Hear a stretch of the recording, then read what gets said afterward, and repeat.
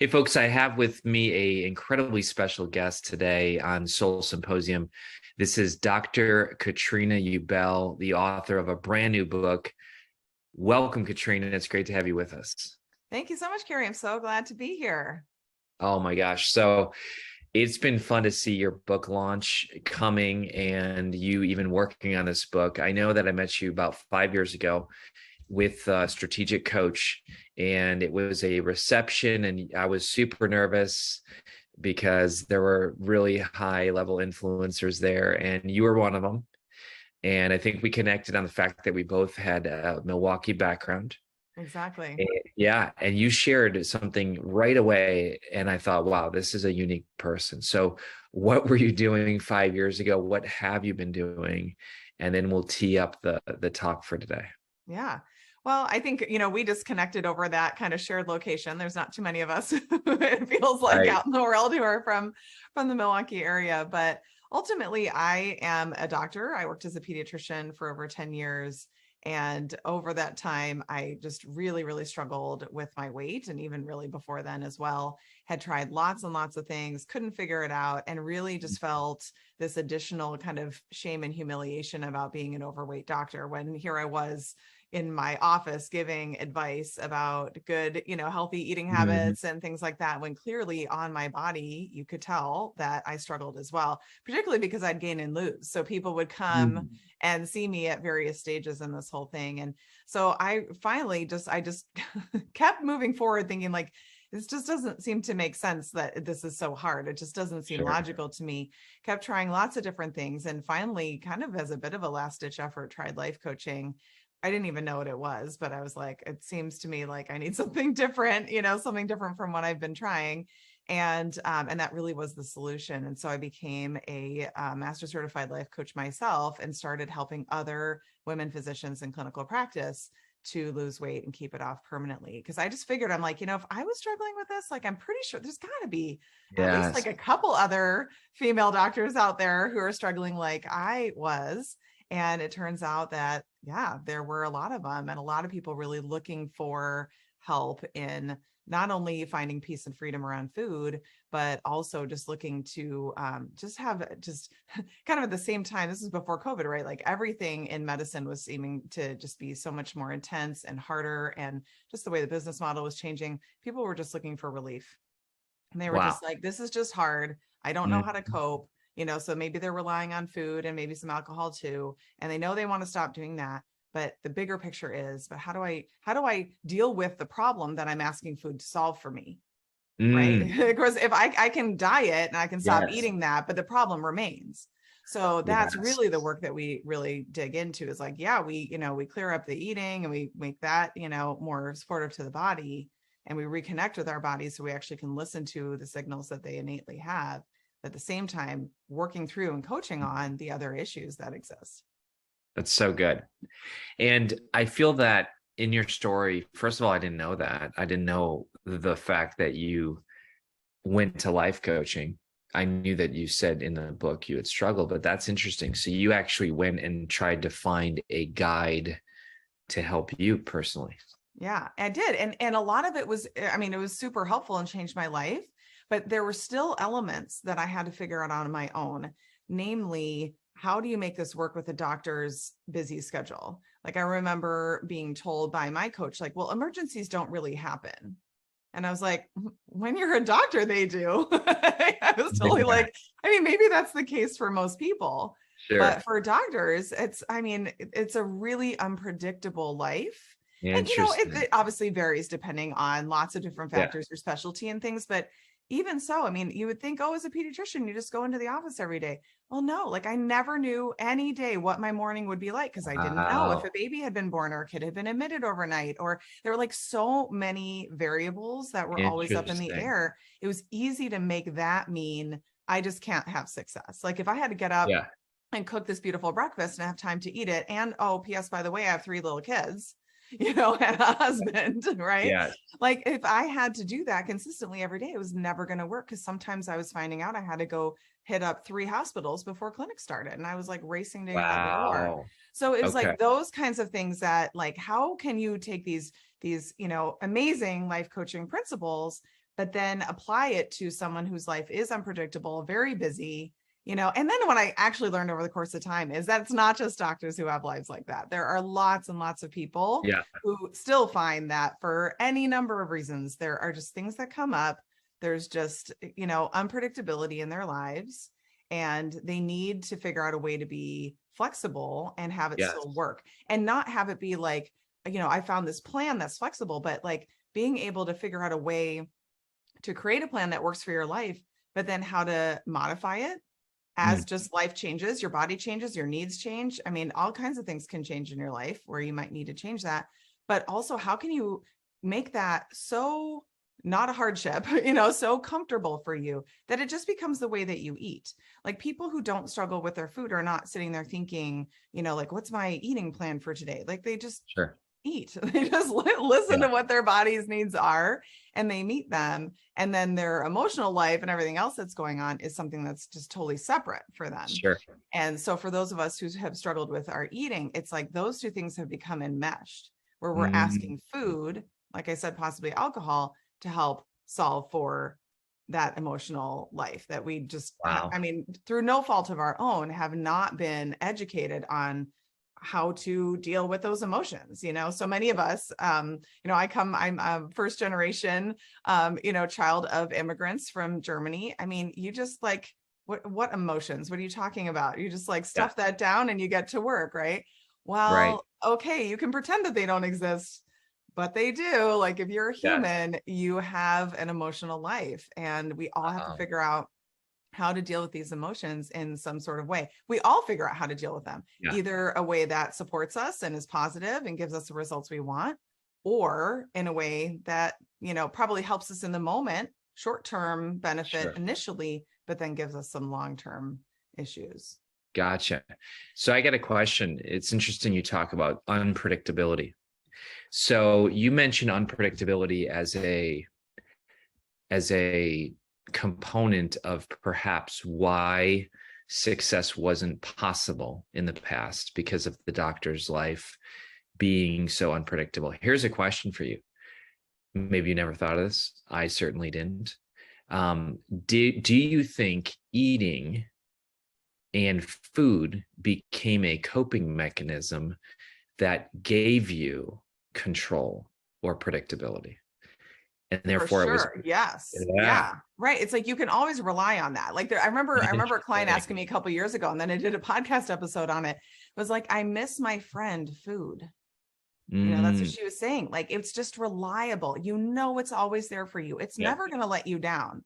Like, you buy that food, it is going to taste the way you expect it to taste. That's like one reason why people like Starbucks so much. It may not be the best coffee or the best pastries, but what it's going to taste like. It's predictable. Wow. Right. So it's like a way, it's like a crutch. It's a way of leaning on that like, even if other people let me down, or even if I'm having challenges in, my professional life, my relationships, things like that, I know the food will always be there for me. And we're just confused, right? In thinking that like food actually loves us back, or cares about us, or has our best, interest in mind. Right. Like, I always am telling my clients, like, food is literally just a digestible substance. It's literally just sitting there. It doesn't care about you at all. And that doesn't mean that we can't have positive thoughts about it, but, sometimes the way we romanticize it and, make it into this thing that it's more than what it really is. Like, it really is just there to give our body energy. Like, that's literally all it is. And then it's our job to be our own friend, to support ourselves emotionally. And so many of us just don't know how to do that. That's not something we were ever taught, and it was never modeled to us. So it's just a completely foreign concept. I have so many clients who are in their, 40s, 50s, some even in their 60s, who are saying, I just can't believe I never, learned this stuff before. I'm like, why would you have? Like, literally, who would have taught you? You can't get mad at yourself for not knowing. This information was just not out there. So Katrina, that to me is huge, because, not to make this be about me, I'm going to go quick over this, but my past was one that in my young 20s or late teens, I struggled with self-injury. And self-injury for me was a coping mechanism to regain control. So, some people are like, whoa, what's with cutting? Why do you cut? But really, for some people, self-injury is, I can inflict pain on myself, but I know how long, how often, when, and it became a coping mechanism when life got crazy. And what I'm hearing you say, that's why I saw the pattern as you were describing. We like to make the word more positive, being predictable, but really it's control. It It's totally is control. control. And it's also, the way I describe it is, if you take like a crystal, water goblet or a wine glass, and you Yeah. put a little bit of water in it, and then you dip your finger in and you put your Yeah. rub it around the rim, and it has that sound, it Yeah. vibrates and stuff. If you add more water to it and do the same thing, the pitch will change, right? Like, because there's more water in it, the way the glass vibrates is different. Sure. And then if you keep adding the water, it keeps changing. But once the glass is completely full, it will not vibrate anymore. And the way Wow. to think about those vibrations, it's like the glass is your body Mm. and the emotions are the vibration. Like, that's like this Wow. sensation that we feel inside of us. And depending on what's happening and what's going on in our lives, we experience different emotions created by the way that we're thinking. And so one way to find relief from the experience of those emotions, which arguably many of them can be quite uncomfortable, is to Sure. fill ourselves with food, right? Mm. So we really pack ourselves to the gills with food, and then we don't feel the intensity of those emotions anymore. And in some cases, what we actually feel is like the distension, the fullness, the indigestion that comes from that. But that's predictable, and we know how to deal with that. It's like familiar. It's still uncomfortable, but it's familiar. Whereas just sitting and feeling the emotions is so unfamiliar. It feels so Scary. we feel a lot of scary, a lot of unease.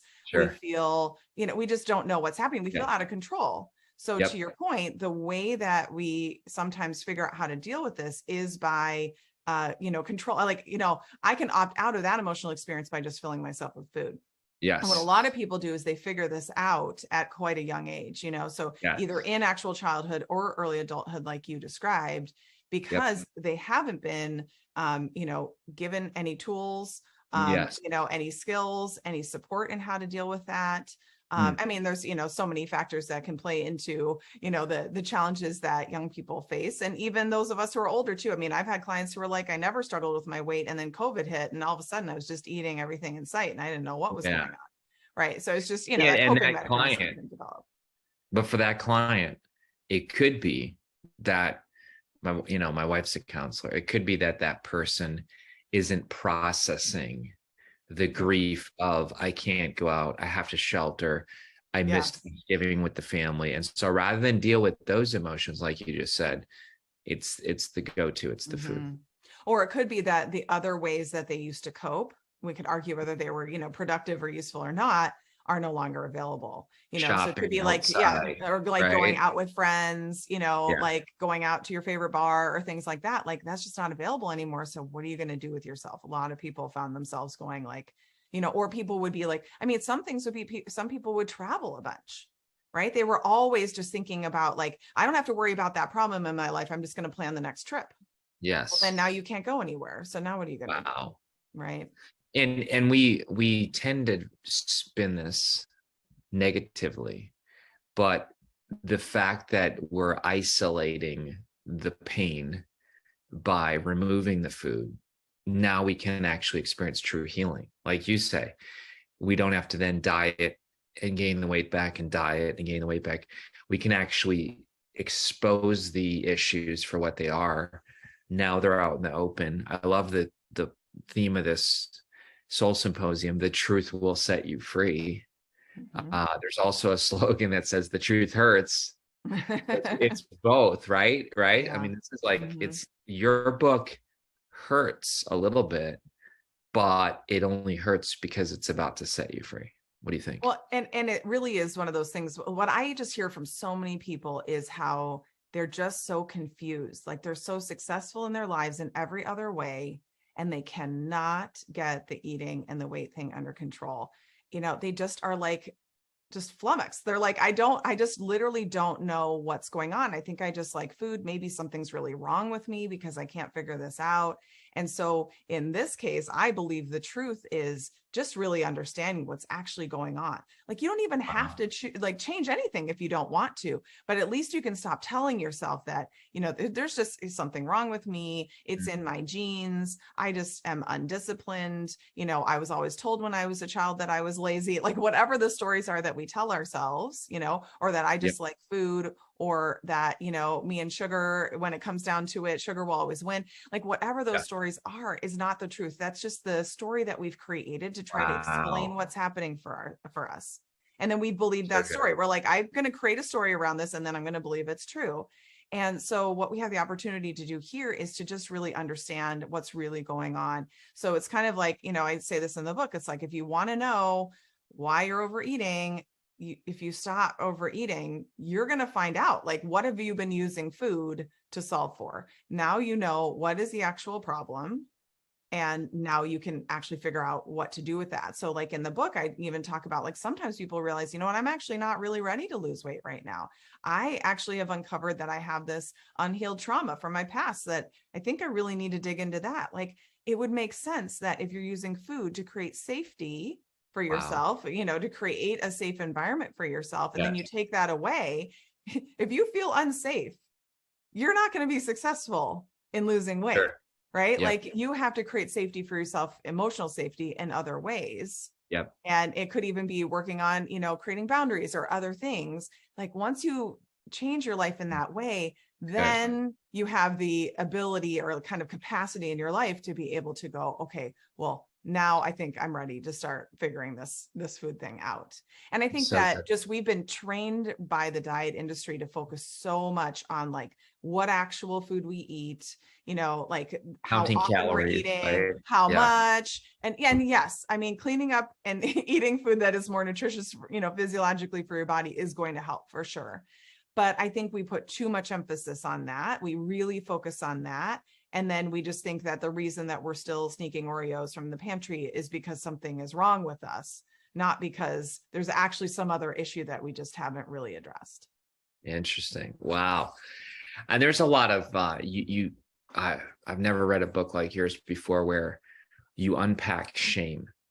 Talk a little bit about shame, because if you're a doctor, I could hear the voice inside your head, like, come on, Katrina, you should have this thing going solved. And here you are in a pantry. You need help. Yeah. You already know what to do. Why aren't you doing it? It must be because something's wrong with you. I hear that so often. You already know what to do. I already know what to do. I'm just not doing it. And I think that actually applies to a lot of people, not even just doctors, right? A lot of us are like, listen, I understand that, like you said, like junk food, candy, fast food, all that stuff, it's not that supportive, right? Okay. Yeah. But I'm still eating it and I can't figure out why, So the thing with shame, though, is when we decide that the reason we're struggling is because something is wrong with us, then we feel shame. Right? So shame, it comes from the belief that something is wrong with us. Guilt is when we did something wrong. Shame is there's something wrong with us. We're bad.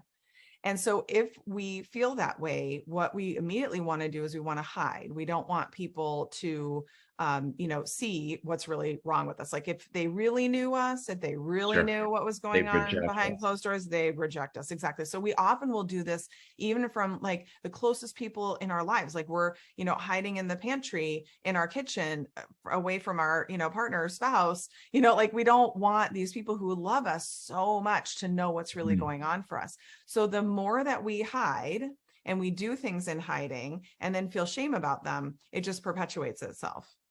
Right. Wow. Like, and we feel more shame because we can't control ourselves and nobody knows. And it just fuels this whole shame cycle that does not create anything good ever.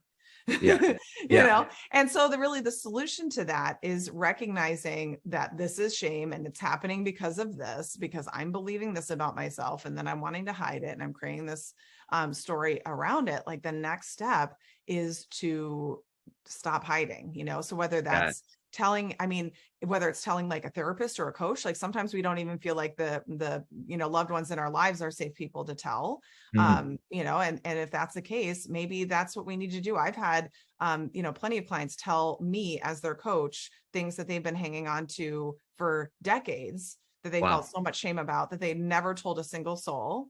They finally felt like this is a safe space where I won't be judged, where I can bring this up. And then Sure. because of bringing it out into the open and actually talking about it, then they can go and actually share it with other people in their lives and things like that. So, I mean, this is like, I'm talking like, binge eating, Yeah.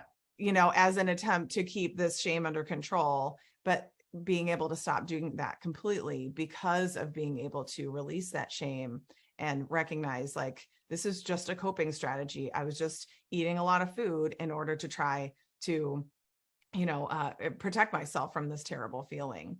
And so I think that, I've shared, especially when I first started my podcast, I'm like, so now I'm telling the world lots of things about myself that basically nobody knows. So this is interesting, right? But what I Right. found is that the more open I was about the crazy things I did, the more people realized, like, oh, okay, if she's willing to talk about it, maybe this is a thing we can talk about, Oh instead yeah. of like, nobody's talking about this, so clearly it must only be me. I'm the Mhm. only one who's really broken and, unfixable. And so I just have to keep this completely under wraps. So Wow. if you think I'm going to go like sign up for some weight loss program and you're still eating out of shame in that way, you're going to find that you're going to have a really hard time, getting the results that you want, particularly permanent results, Mm. because you can only keep up that facade for so long. You can only white knuckle your way through feeling that shame. And, Yes. like, before you just go back to those old coping mechanisms, unless you really untangle it. Like, I sometimes think of it as like, I mean, I'm pretty sure you don't travel with necklaces, but like, if maybe your wife has, but like, if Yeah. you travel and you don't pack necklaces, like chain necklaces properly, they will often get like super, super, super tangled. Okay. And it's a huge pain to Yeah. untangle these knots. It's like all these chain necklaces, like Sure. all tangled up. And any women listening will be like, oh, I know what she's talking about. And it's Yeah. such a pain to get started to like unravel these things. It's hard. And Mhm. you go here and you try there and and then you hit a dead end Yes. over here. But if you keep going, you eventually get it to all unravel. And that's what I kind of think about this, is like, you just have to stay committed to figuring it Yes. out. Like, you have to recognize, or trust in the idea that, or really have faith that if you just keep going, you will solve this problem. Wow. But like Yeah. quitting, going back, trying a different eating plan, cutting Sure. out certain macronutrients or whatever, that's not solving for whatever issues going on. And I just want to be clear. Some people are like, no, I don't think I had anything like really that big that was an issue. I mean, I was firmly in that camp for sure. I'm like, I've Yeah. had a good life. Like, I don't know that I have anything to complain about. But, Right. we're all humans and we've all had human experiences. And that was really just a reflection of how Sure. I coped in the past, which was to just stuff everything down. When I really started to get open and honest with myself, there were a lot of things that had happened to Yeah. me in my life that I had not properly dealt with, that I had just Interesting. stuffed down, pretended like it didn't happen, Yeah. just pull yourself up by your bootstraps and just keep on Yeah. going. And that has its place. But what we don't do is create a space to actually work through it. So Yes. that way, now we've just collected all these experiences and we're carrying them along with us, And if and we minimize it, like you're saying, oh, I haven't had, I wasn't molested or I wasn't kidnapped or something like that. If we minimize it, now the fact is like, hey, you struggle with perfection or you struggle with being rejected. And that small thing can really become bigger because we don't give it its proper place. It's like totally. you can overemphasize it, but you can also underemphasize it. Yeah. And then you never deal with what's like that iceberg, what's underneath the surface. Exactly. And so like the tip of the iceberg is just what we're focusing on, of like, eat this, don't eat that, measure your food in this way, eat this often, exercise in this way, or don't exercise in that way. And we're just totally confused if we think that is fully going to be the solution. And the thing is if you really think about it from a logical standpoint, we know this because just look around at all the people who struggle with their weight, who have tried so many times to lose weight and then they gain it back. Right. Like, if just exercise and what we were eating and eat less and move more was the solution, Yeah, that's so true. we would not be Yeah. having this problem. And of course, there's so many books out there about like how different foods hijack our physiology and all that. Yes. And there's Yeah. definitely a place for eating foods that are supportive. But I would Sure. argue that it's also important to make sure that those supportive foods actually taste good to you. It's really, really important. I mean, I spent decades of my life forcing to eat things because they're supposedly healthy or low calorie, or, they're like pretty good, but like not quite as good as like the original real thing. Sure. And, we as humans are designed to experience pleasure from our food. We just are. And so it's, we can eat food that is supportive to us, that also tastes good to us. And then eating that way ongoing doesn't feel like a hardship. We're excited to eat all these foods that are, nutritious for us and help support us in our weight loss and then weight maintenance goals, because we're not forcing ourselves to eat things we don't like. Like if you were forced, like I was forced to eat Brussels sprouts growing up, and I don't care. People keep telling me, no, you just haven't had them right. I'm like, I'm telling you, I do not like them. I've tried them so many times. I just don't even, I've just stopped. I don't care how healthy supposedly they're for you. That's just not for me. There's lots of other vegetables I do like eating. I'm just going to focus on those. It's in a way that we can take really good care of ourselves. Like, why are we forcing ourselves to do things? Almost as though then what we do is we get into this dynamic where there's a part of us that's kind of like, that strict mother who's like, you will sit here and eat those Brussels sprouts. And then there's a part of us that's like the rebellious child who's like, don't tell me what to do. Fine, I'm going to eat those, but then I'm going to go, dig into the ice cream after dinner or whatever it is. Like we create this dynamic within us that is not supportive. It doesn't help us long term. So I just look at it as like when you're in tug of war with yourself, you just need to drop the rope. Like, no, we're not doing that. How I often ask myself, how can I take excellent care of myself today? Oh, that's good. It's totally different. Energy. I like that. Wow. So I want to take a moment and just invite everybody who found this recording, who is watching Soul Symposium, whether live or they're watching a replay. I just want to encourage you. I know what it's like to write a book. I've written quite a few, and there's so much goodness that an author puts in a book. Katrina has, hundreds of podcasts, but we were chatting the other day that podcasts are great, but you kind of go around the barn and you kind of talk. But when you have a book, it's kind of like saying, okay, I'm going to take somebody on a journey, and each chapter is a street sign. And you literally take them through a journey of transformation. So I want to encourage you, there's no cost for Soul Symposium.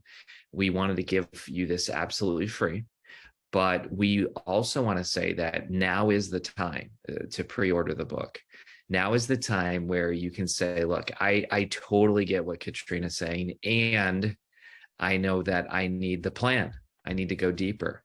So on this page somewhere, you'll see a link. And really, you have the opportunity to pre-order Katrina's book and also our other Soul Symposium guests.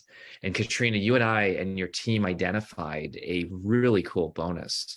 So when people pre-order the book in this very limited time, what are they going to get when they forward their receipt?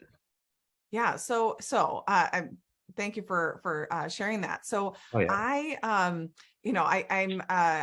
close to about 300 episodes now in my podcast. That's a lot of episodes, right? And so when people kind of find that, even when it's really good stuff, it can be so overwhelming. Like, how are you going to even find the time to, not only just listen, but then actually try to apply these things to your life? And so, so I have a really special book that we can offer digitally to people that is really valuable in the sense that only doctors in clinical practice, female physicians in clinical practice who've joined my program in the past have been able to get this. We've never given this away in any other capacity, where for the first 200 episodes of the podcast, you get a one-page summary of the content that's in there. So it's just such a great way, especially if you struggle with your weight or you're like, okay, listen, like I want to get the show on the road, like let's move this along. You can go in there, scan through that, like, and decide, even prioritize for yourself. Is this one that I need to listen to right away? This one sounds great. I'll kind of like put this one on the back burner for now.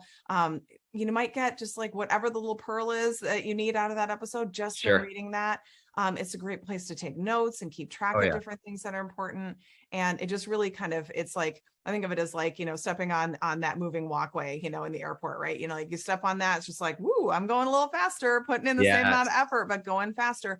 It just gets you really on the road to thinking about the way you need to think, examining what you need to examine in your own life. And it's just going to save you so much time. I love this. It's really the best highlights. And I'm very much into audio content. I mean, you know this, I love audiobooks.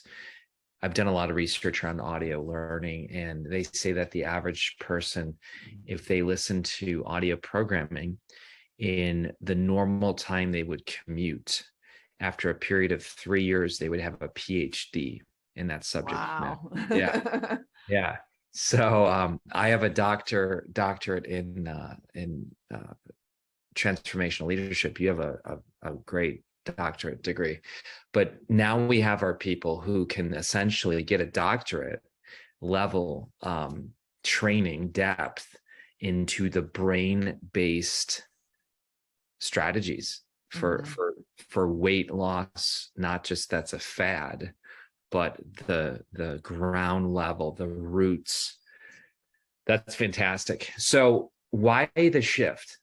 You've worked for 6 years now with female physicians, and I know you've been asked, because I've spent time with your team, and I've heard and I've seen the outpouring of, hey, we're not a doctor yet, but we want this content. What does the book do for the first time ever?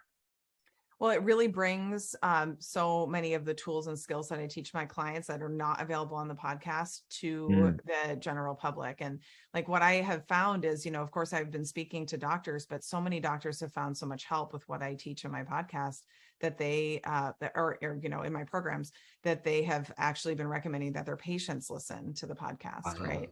And so I kept thinking, especially as I got, created more and more episodes of the podcast, like, wouldn't it be so great? I just know what it's like to be a doctor, a busy doctor. You've got, tons of patients, you're double booked, you've got all these people coming in.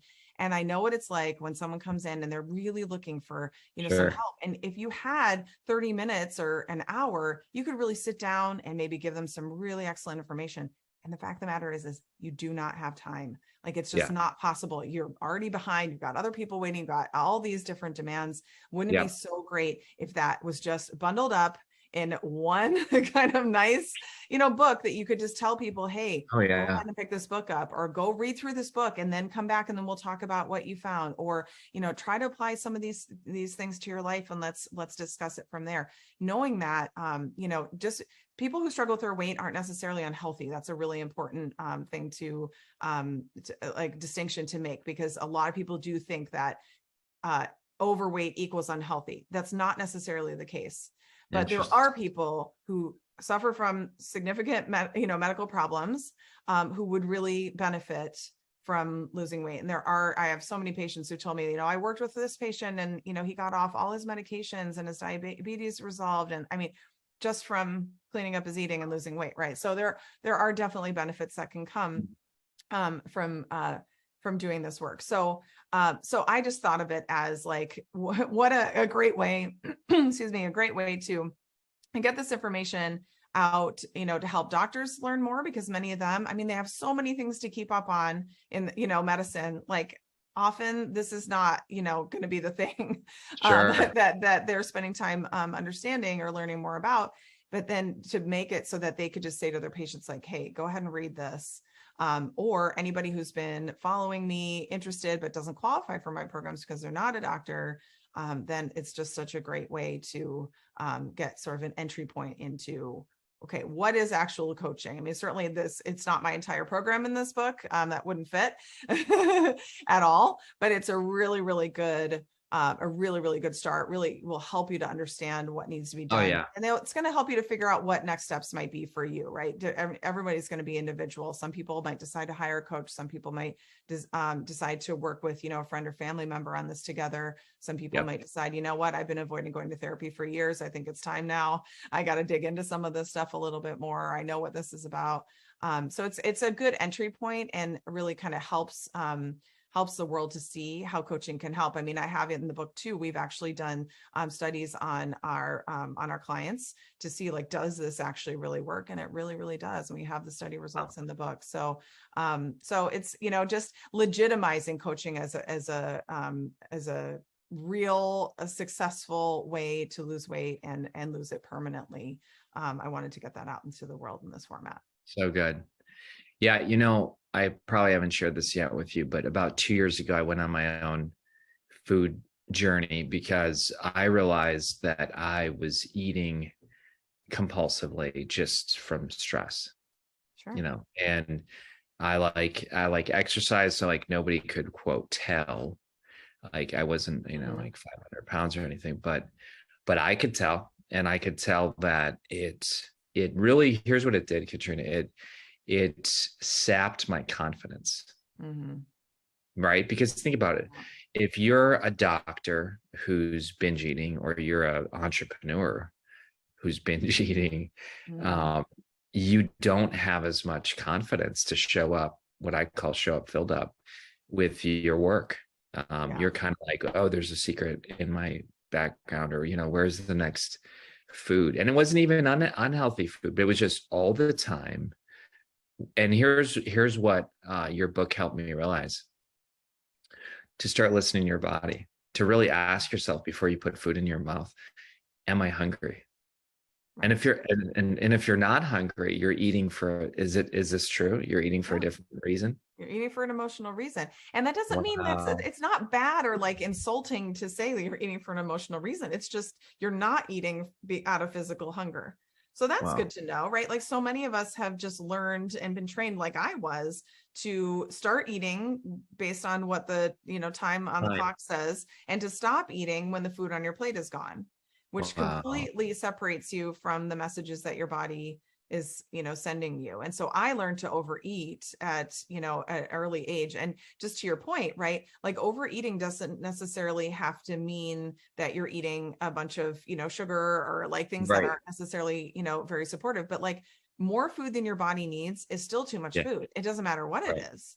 Right. So it's like it's Yeah. just it's still Yeah. using food as a way. It's like using this outside substance to try to manipulate or manage Regulate. your Yeah. inside experience. And once you kind of realize that, it's like, oh, it's really not any different than drinking alcohol, doing drugs, gambling, shopping too much, working too much, like all the things, exercising too much. It's like all the same. It's just variations Yeah. on a theme. And for people Yeah. who struggle with, with food and overeating, this is just kind of our angle of it. And I So, think food even makes it more complex, because unlike alcohol, where you don't need it to survive, right. You do have you to eat have to enter into this food. conversation with food. Like, you Hmm. can't go, well, I'm just not going to eat forever. So that's, I think, part of the issue. Don't you think that, like, we have to enter this conversation, every human, Yeah. and therefore now that we're in it, will it control us, or will we control it? I remember, I always thought that my husband, whose weight was very stable and everything, I just really thought that he wasn't an emotional eater, like early on when I was first learning Yeah. about this. And then as I learned more and shared with him, like, hey, like this is what actual emotional eating is, he was like, Sure. oh, I think everybody does that, whether they have a weight issue or not. And I was like, oh, but you Yeah. don't.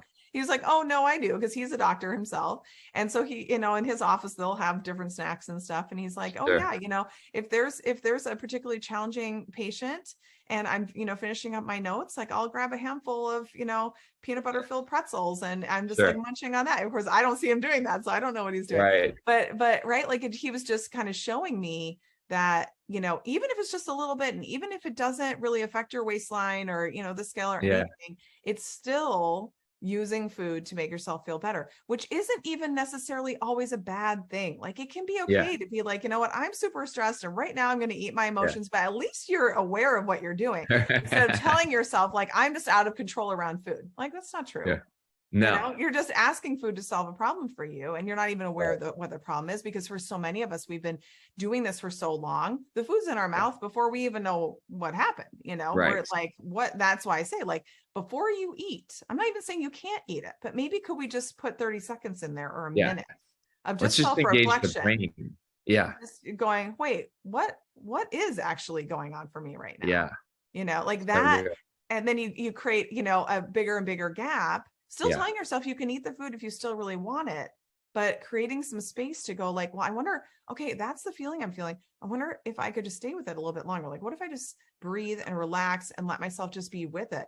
I can't tell you how many times whatever I was feeling felt so intolerable, and it felt like, it'll never end, you know what I mean? And literally, I mean, less than 5 minutes for sure. And it's gone. And you're like, Wow. oh my gosh. Yeah. And the thing where it gets even like kind of the next level of this is recognizing the difference between physical hunger and emotional hunger.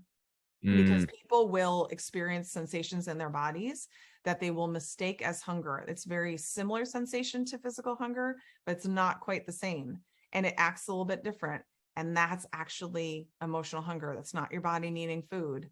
That is, a sensation in your body that is a real close mimicker of hunger, of physical hunger, but it's not. And so once you can tell the difference between that too, then you start going, wait, is this physical hunger or emotional? Wow. If this is emotional, maybe let's just not eat for a minute. Let me see what I can do to work myself through this first. But I just find that whenever I'm like, you can't have something, if I tell myself I can't have that, then I just want it more.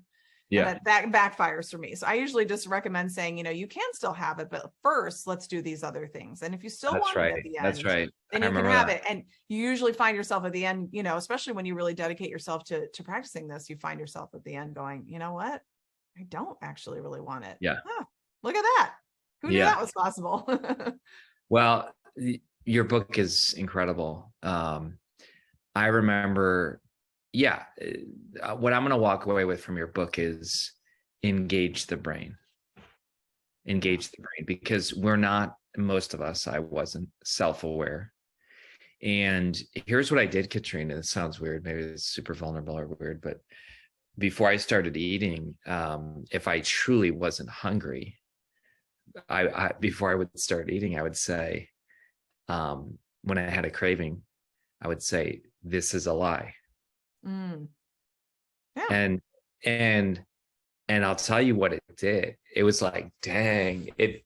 And I'm into cycling. I'm into the fact that every pound I have to like carry another right miles, on your ride. Right. Yeah. And I'm going to go to France with my buddies in June. And when you're going up mountains, 7 and 8 pounds is like a gallon of milk strapped to your back. And you do not want to be doing that up a mountain. And so for me, it's like what I'm really in that mode now of like, what do I need to thrive? And what am I just coping with? And even that conversation, maybe it's weird for a guy to do that, but to me, it was incredible. Like, I found your book. I love books on breathing, sleeping, eating. I mean, you name it. I just love self-awareness. And I don't know of another book that's better that shows the relationship with food. And it's like in your book, you almost say that, maybe you do say it, that we ask too much of food. Yeah. You know what I'm saying? Yeah, like, if there is unhealed trauma, I'm actually asking of food to do something that it's not supposed to do.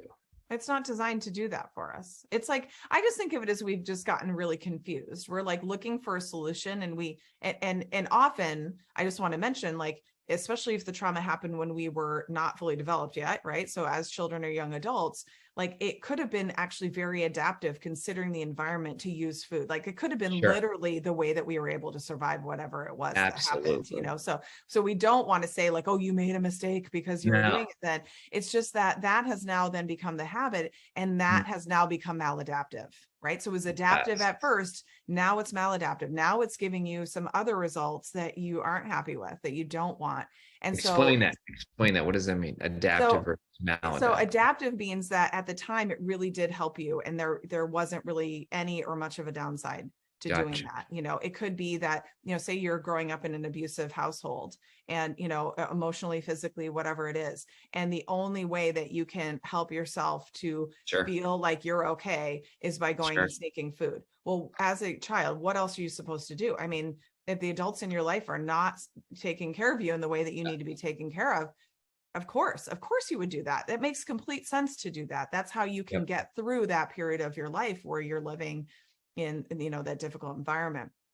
So that's all fine, right? But then we grow up, and then now we're still using food, to keep us safe, Yeah. to make us, feel like we're in control, all those things Yeah. that we talked about, right? Like this is like our crutch, our way that Sure. as long as we've got our food, we can make it through anything in life. Mm. And so even that isn't a problem until we decide, what, like, I don't like feeling this way. I don't like, maybe there's some other health problems that have resulted, just whatever it is. We don't feel like we have the energy. We have more aches and pains. Like we just don't like, we think of the body as sort of like this meat suit that we live in. Like we're just, we prefer a different one. Yeah. Well, now that behavior of relying on food no longer is helping us in the way that it used to. Now it's actually creating problems. And so we always have the opportunity at any time to reevaluate.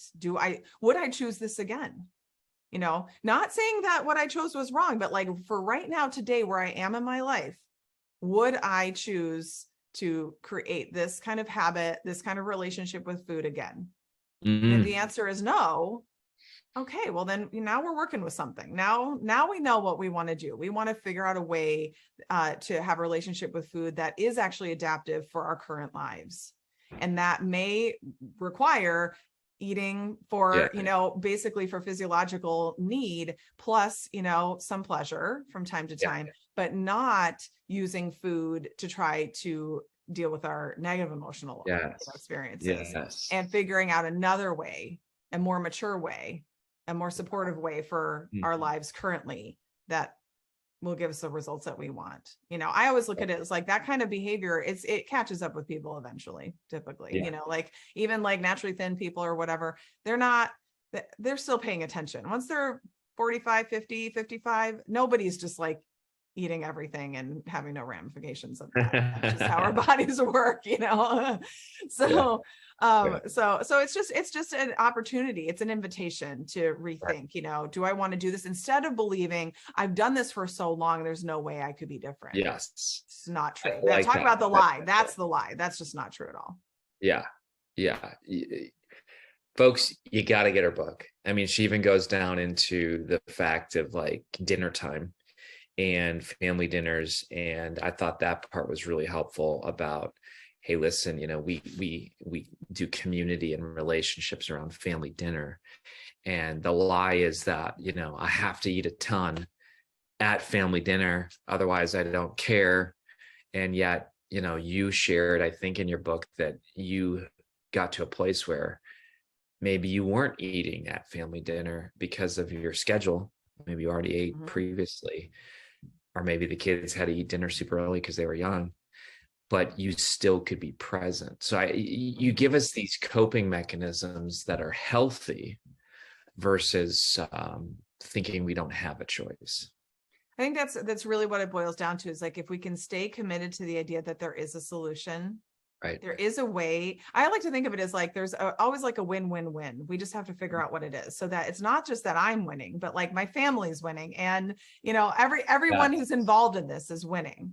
Like all I have to do is figure out what that is. And there's probably, way more than just one way for everybody to win, rather than thinking like there's just the one way and I have to figure it out, right? Like so often we just look at it, we see the obstacle, we see, whatever the challenge is, and then we just start thinking, okay, well, it's just not going to be possible because this obstacle exists. Instead of realizing like, oh, this is just an opportunity now, the obstacle.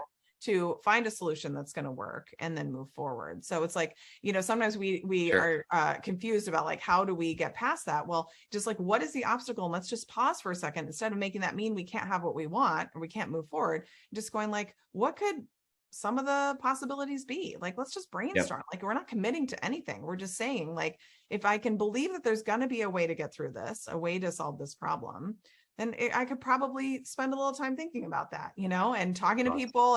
But it requires that you be in the mindset of like, there is a solution. I just have to find it. Instead of poor me, it's never going to work. I've always struggled like this. Everyone in my family struggles, like all those stories that we build up, telling ourselves it's not possible. Folks, we said it, the truth will set you free. This was a amazing session. And Dr. Katrina Ubell, do you have your book in front of you? I have it right here, actually. Hold that thing up. Hold that thing How to up. Lose Weight for the Last Time. Yes. So listen, folks, right now it is on pre-order. So we want you to pre-order that along with the other Soul Symposium speakers, and you'll get an incredible bonus pack. We're also throwing in a virtual conference ticket to Igniting Souls Conference where you are speaking. Yes. So people are going to be able to get you as well as all the other people. It's going to be fantastic. So thank you for doing this book. I know the sacrifice that doing a book requires, even for you to go public on your podcast with your issues. That's a big step. So I think you're being rewarded. I think people are stepping up and echoing through listenership and even purchasing the book, and share the book, folks. If you see this today, like, someone, an aunt, a sister, a cousin, maybe even a male in your family who is not using food properly, and it's not a offense to share the book with them. I think it's in fact a sign of love that you want them to experience true health. So Dr. Katrina, where can we find out more about you online? Yeah, so my podcast is called Weight Loss for Busy Physicians. Like I said, I have a lot of listeners who are not doctors as well. So anybody is welcome, even though I'm mostly speaking to physicians. But like I said, I think a lot of people have really found that the message resonates. And then I have, several also free resources that are available on my website, which is katrinaubellmd.com. MD. Awesome. Well, thank you for being here, my friend. And thank you so much. we're so excited about your book.